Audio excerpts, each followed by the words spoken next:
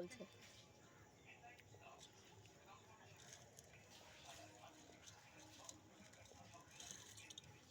আর cover একটুখানি তো হয়নি, পুরো এক গাদা ঢোকাতে যায় আমাকে। তুই একটু বস দিন, মানে এই মুড়ি হাগালে কিছু জোরে হাগিয়ে এসো। ফেলাই দেবে কিন্তু আমি ঘরে যাচ্ছি। আমি ওই কি করতে ঠান্ডা কার পড়ছে ভাইজান ফেলে দেবো, এটা এক্সট্রা ছিল বেশি। তুমি তুই খাচ্ছ? ওরে মুড়ি খাওয়া দেখো না বাবা, মুড়িটা খাচ্ছে দেখো, একটু দেখো।